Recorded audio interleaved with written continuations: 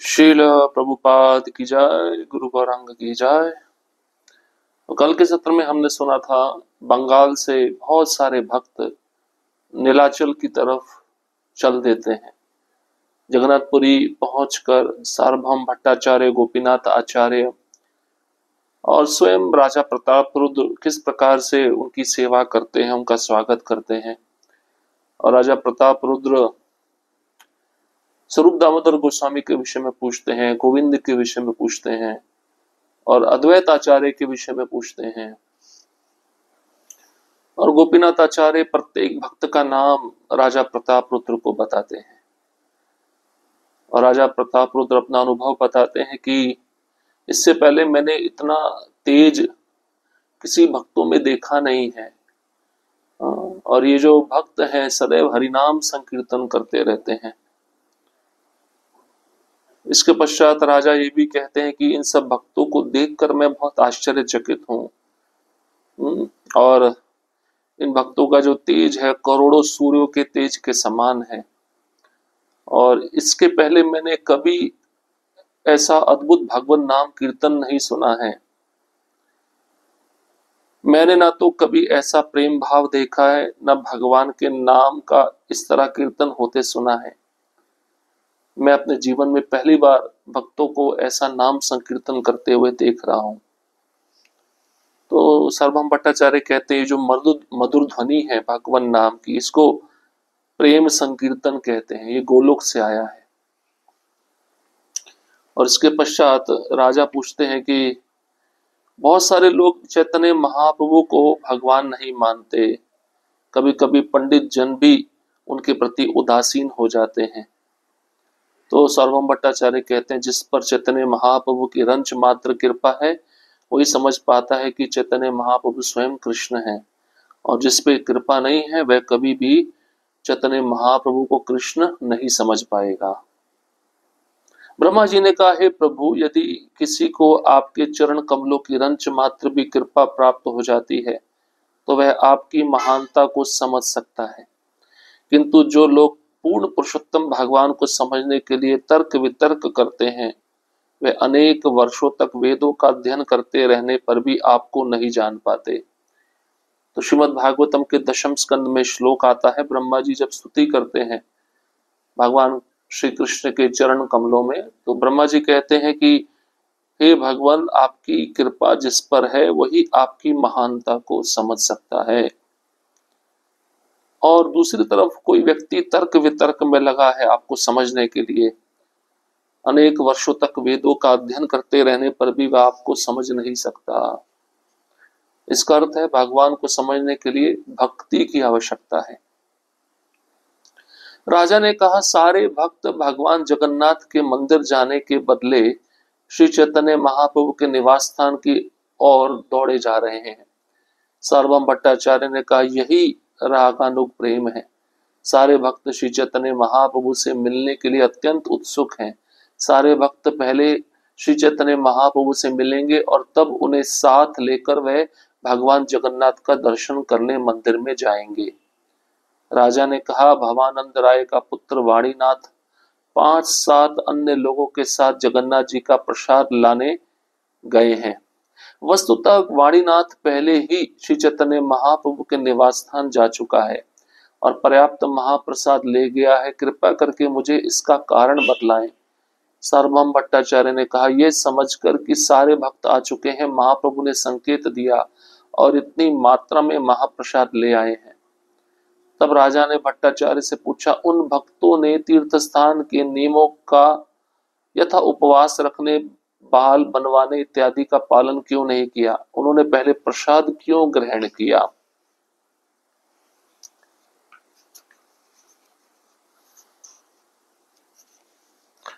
भट्टाचार्य ने राजा से कहा, आपने जो कुछ कहा है वह तीर्थ स्थानों के नियमानुसार ठीक है, किंतु एक दूसरा भी मार्ग है जो स्वतः स्फूर्त रागानुग प्रेम का मार्ग है।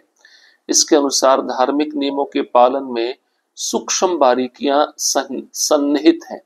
सिर मुंडाने तथा उपवास रखने के शास्त्रीय आदेश पूर्ण पुरुषोत्तम भगवान की परोक्ष आज्ञा है, किंतु जब महाप्रभु प्रसाद ग्रहण करने की प्रत्यक्ष आज्ञा देते हैं तो स्वाभाविक है कि भक्तगण उसे ही प्रथम कर्तव्य मानकर प्रसाद ग्रहण करते हैं। जहां महाप्रसाद उपलब्ध ना हो वहां उपवास करना चाहिए, किंतु जहां पूर्ण पुरुषोत्तम भगवान प्रत्यक्ष रूप से प्रसाद ग्रहण करने का आदेश दें, वहां ऐसे सुअवसर की उपेक्षा करना अपराध है। तो बहुत सुंदर प्रश्न पूछा है। एक तो शास्त्र के विधि विधानों का मार्ग होता है, दूसरा भक्ति के रागानुग प्रेम का मार्ग होता है। तो राजा ने सर्वम भट्टाचार्य से पूछा, सारे भक्त आए हैं जगन्नाथपुरी, सबसे पहले जगन्नाथ जी का दर्शन करने के लिए मंदिर में नहीं गए, सबसे पहले वे कहाँ गए? दौड़े दौड़े चैतन्य महाप्रभु के निवास स्थान पे गए। तो सर्वम भट्टाचार्य कहते यही रागानुग प्रेम है। चैतन्य महाप्रभु से मिलने के लिए वे भक्त इतने उत्सुक हैं कि वे भगवान जगन्नाथ का दर्शन नहीं करना चाहते, पहले चैतन्य महाप्रभु का दर्शन करना चाहते हैं। चैतन्य महाप्रभु ही स्वयं जगन्नाथ हैं। तो सर्वम भट्टाचार्य ने कहा, पहले सारे भक्त चैतन्य महाप्रभु को मिलेंगे और तब महाप्रभु को साथ में लेकर वे भगवान जगन्नाथ का दर्शन करने मंदिर में जाएंगे। तब राजा ने यह भी पूछा कि भवानंद राय वाणीनाथ 5-7 भक्तों को लेकर जगन्नाथ जी का प्रसाद लाने गया है। चैतन्य महाप्रभु ने पहले ही भक्तों के महाप्रसाद की व्यवस्था कर दी थी, क्योंकि चैतन्य महाप्रभु चाहते हैं कि भक्त सबसे पहले प्रसाद ग्रहण करें। तो भवानंद राय का पुत्र वाणीनाथ 5-7 भक्तों को साथ में लेकर जगन्नाथ जी का प्रसाद लेकर पहले चैतन्य महाप्रभु के निवास स्थान पहुंच चुका है। तो राजा ने पूछा, मुझे कारण बताइए, ये सब पहले महाप्रसाद लेने जा रहे हैं, दर्शन करने नहीं जा रहे जगन्नाथ जी का। सर्वम भट्टाचार्य ने कहा कि यही तो रागानुग प्रेम है।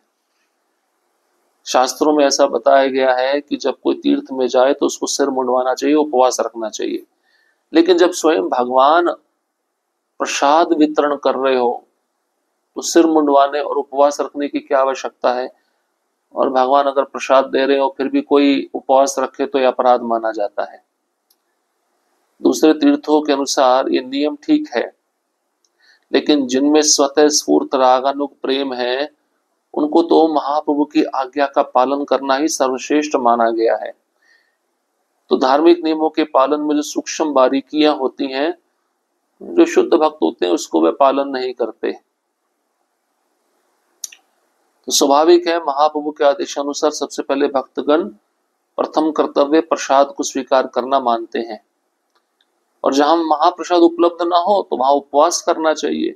लेकिन जब भगवान स्वयं प्रत्यक्ष रूप से प्रसाद ग्रहण करने का आदेश दे रहे हैं, अगर उसकी उपेक्षा कोई करता है तो यह अपराध है। जब श्री चैतन्य महाप्रभु अपने दिव्य हाथ में प्रसाद बांट रहे हो तो भला कौन उस अवसर को हाथ से जाने देगा और उपवास के विधान को स्वीकार करेगा? इससे पहले एक दिन प्रातःकाल श्री चैतन्य महाप्रभु ने मुझे महाप्रसाद का अन्न दिया था, जिसे मैंने बिना हाथ मुंह धोए ही बिस्तर पर बैठे बैठे खाया था। महाप्रभु जिस मनुष्य को भीतर से प्रेरित करके उस पर अपनी कृपा दर्शाते हैं, वह केवल भगवान कृष्ण की शरण ग्रहण करता है और समस्त वैदिक तथा सामाजिक प्रथाओं को त्याग देता है। जब कोई व्यक्ति अपने हृदय में आसीन भगवान के द्वारा प्रेरित होता है, तब वह ना तो सामाजिक रीतियों की ना ही वैदिक विधानों की परवाह करता है। तो सर्वम भट्टाचार्य कहते हैं, राजा प्रताप रुद्र को जब चैतन्य महाप्रभु स्वयं अपने हाथों से प्रसाद बांट रहे हो तो किसी भी भक्त को ऐसा अवसर खोना नहीं चाहिए। उपवास के विधान को स्वीकार नहीं करना चाहिए, तुरंत जाकर महाप्रभु के हाथों से प्रसाद ग्रहण करना चाहिए। और अपना व्यक्तिगत अनुभव भी बता रहे हैं सर्वम भट्टाचार्य। वे कहते हैं, एक दिन पहले सुबह सुबह चैतन्य महाप्रभु मेरे लिए जगन्नाथ का महाप्रसाद लेकर आ गए और मैंने बिस्तर पर बैठे बैठे बिना हाथ मुंह धोए उस प्रसाद को ग्रहण कर लिया। तो महाप्रभु की जिस मनुष्य पर कृपा होती है तो उसको महाप्रभु प्रेरित करते हैं शुद्ध भक्ति में आगे बढ़ने के लिए, और वही व्यक्ति केवल कृष्ण की शरण ग्रहण कर सकता है। ऐसा भक्त समस्त वैदिक तथा सामाजिक प्रथाओं को त्याग देता है। और जब कोई भक्त हृदय में उपस्थित भगवान से प्रेरित होता है तो वह सामाजिक रीतियों के नीति नियमों को नहीं मानता, वैदिक विधानों की परवाह नहीं करता, क्योंकि वो आदेश प्रत्यक्ष किसका आदेश है? स्वयं भगवान का आदेश है। इसके बाद राजा प्रताप रुद्र अपने महल की अटारी से नीचे चले आए और काशी मिश्र को तथा मंदिर की देखरेख करने वाले को बुला भेजा। फिर महाराज प्रताप रुद्र ने काशी मिश्र तथा मंदिर की देखरेख करने वाले से कहा, श्री चैतन्य महाप्रभु के सारे भक्तों तथा संगियों के लिए आवास, प्रसाद तथा मंदिर में दर्शन करने की सुविधा की समुचित व्यवस्था की जाए, जिससे उन्हें कोई कठिनाई ना हो।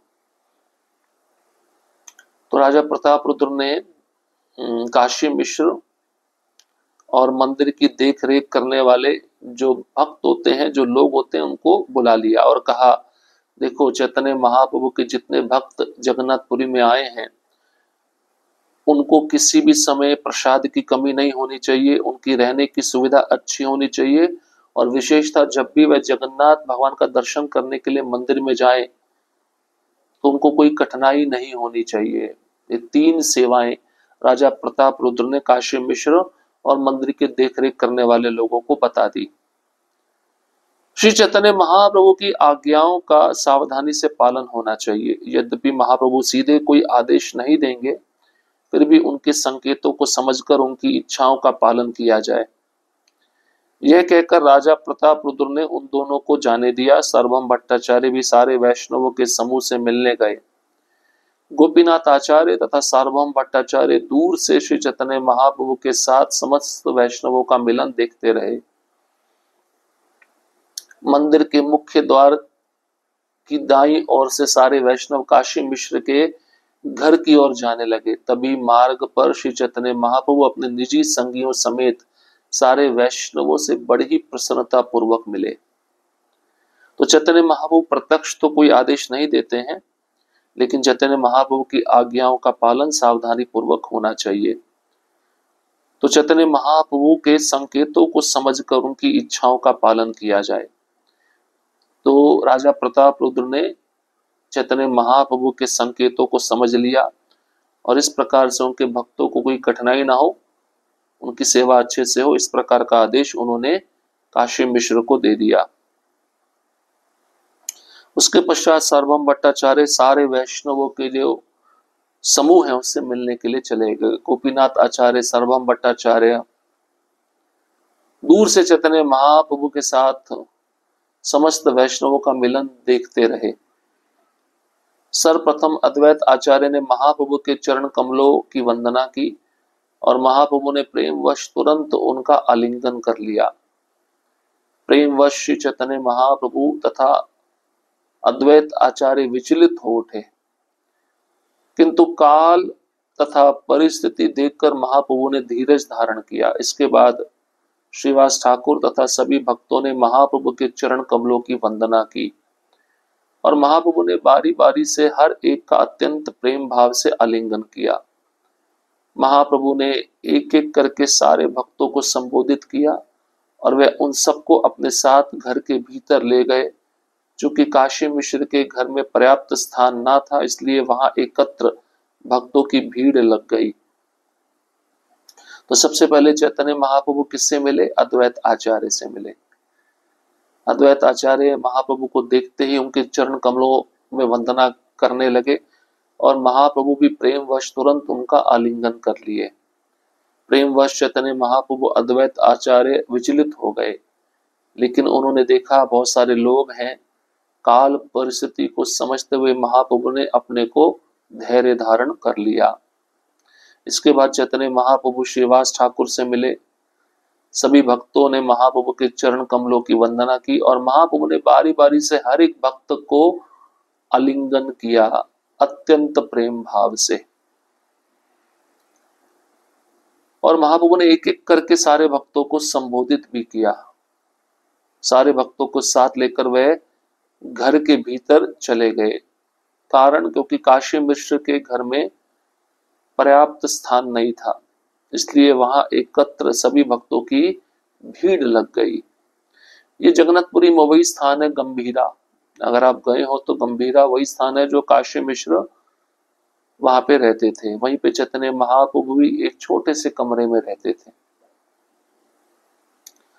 श्री चैतन्य महाप्रभु ने सारे भक्तों को अपने पास बैठाया और अपने हाथ से उन्हें मालाएं तथा चंदन लेप किया। इसके बाद गोपीनाथ आचार्य और सार्वभौम भट्टाचार्य श्री चैतन्य महाप्रभु के निवास स्थान पर सभी वैष्णवों से समुचित ढंग से मिले। तो चैतन्य महाप्रभु देखिए स्वयं भक्तों की सेवा किस प्रकार करते हैं। सारे भक्तों को चैतन्य महाप्रभु ने अपने पास बिठाया और एक एक करके सभी भक्तों के गले में मालाएं पहनाई और उनके मस्तक पर चंदन का लेप लगाया। इसके पश्चात गोपीनाथ आचार्य सार्वभौम भट्टाचार्य चैतन्य महाप्रभु के निवास स्थान पर सभी वैष्णवों से समुचित ढंग से मिले। अब भक्त तो पहुंच गए हैं जगन्नाथपुरी। अब ये भक्त चैतन्य महाप्रभु के साथ कैसी वार्तालाप करेंगे, कौन सी लीलाएं करेंगे। बहुत अद्भुत लीलाएं हैं और उसमें हरदास ठाकुर भी हैं। हरदास ठाकुर भी बहुत सुंदर लीलाएं चैतन्य महाप्रभु के साथ जगन्नाथपुरी में करेंगे। तो ये जो लीला है इसको हम अगले सत्र में श्रवण करेंगे। हरे कृष्णा कृष्ण कृष्णा हरे हरे, हरे राम राम राम हरे हरे। श्रील प्रभुपाद की जय, गुरुवरंग की जय।